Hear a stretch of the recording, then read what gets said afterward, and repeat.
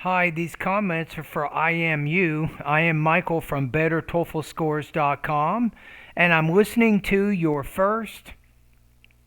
You are a TOEFL Speaking Boot Camp course student, and this is the first practice test or recording that you're sending to me. And here are the independent speaking rubrics, and yours is about sugary drinks. I think you didn't put the topic in there. If you could do this next time, when you do independent speaking practice, put the topic directly into the email. Now, when you do integrated speaking practice, you can do any practice test from anywhere on the internet. For example, you might find TOEFL practice online at YouTube. You might find it at other websites. So you can send me any of your practice tests from any TPO anywhere, and I'll listen to it and score it. Okay, here we go. Let's listen to your practice test here. I think it's sugary drinks should be banned. Do you agree or disagree with this? Give reasons and examples to support your opinion. Considering that sugary drinks can have detrimental effects on the population health, I'm convinced that countries should remove these kind of products from the market. And I will use Mexico as an example to illustrate why I believe this. In Mexico, the high consumption of sugary drinks such as soda, including Coca-Cola or Pepsi, is directly associated with some relevant diseases such as diabetes or obesity.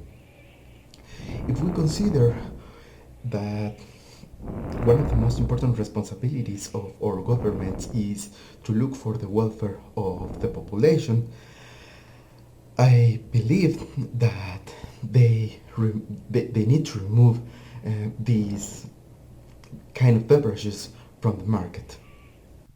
Okay, I'm going to listen to it one more time, but my first glance is I'm going to say between 2.0 and 2.5, so probably between 17 and 18 points out of 30 on this practice test. So let's listen to it again. That sugary drinks can have detrimental effects on considering that sugar drinks can have detrimental effects. Sugary drinks can have detrimental effects on the population health.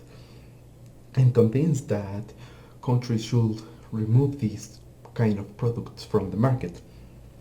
And I will use Now I would put, and then after you say those two things, then you say, I believe that sugar drinks should be banned. Or to make it a little bit maybe better grammatically, you can say, because sugary drinks cause a lot of diseases, governments should ban these harmful beverages. And then you go on to support that through some examples. Mexico as an example to illustrate why I believe this. So how about this? Say, for example, in Mexico, blah, blah, blah. In Mexico, the high consumption of sugary drinks such as soda, including Coca-Cola or Pepsi, is directly associated with some relevant diseases such as diabetes or obesity. Okay. If we consider that one of the See, here's a problem too. You're having a lot of pauses in there. So these are problems with pacing. most important responsibilities of our government is to look for the welfare of To look after the welfare of its people, not to look for. So to look after the welfare. the population. I believe that they need to remove these kind of beverages from the market. Okay, so when I'm looking at the rubrics, I think you need a little bit better connection of ideas. So in my online course, I want you to take a look at speaking lesson number 6. It talks about how to make your speaking and writing more coherent. Go through that lesson. Number 2, check out speaking lesson number 1, independent speaking strategies. Look at the model responses to see the kind of specificity and organization I'm looking for. So you need to be a little more specific, a little bit better organized. In the pronunciation part of my course, Take that pronunciation pretest quickly if you can. I want to give you some feedback on your vowel and consonant sounds, but there's an area, I think it's both,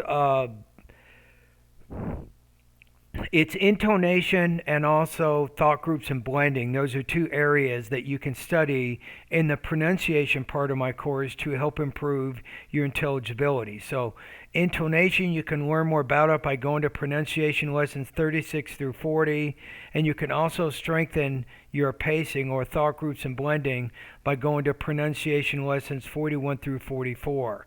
So those are all accent reduction lessons focusing in specific areas to help you speak more clearly. All right, so I think that my score is pretty accurate. I said 2.0 to 2.5, maybe 17 to 18 points out of 30 on that practice test. So you're having problems pretty much in all three areas, and I don't want to try to overwhelm you, but I've given you some things that you can work on as you continue your speaking practice.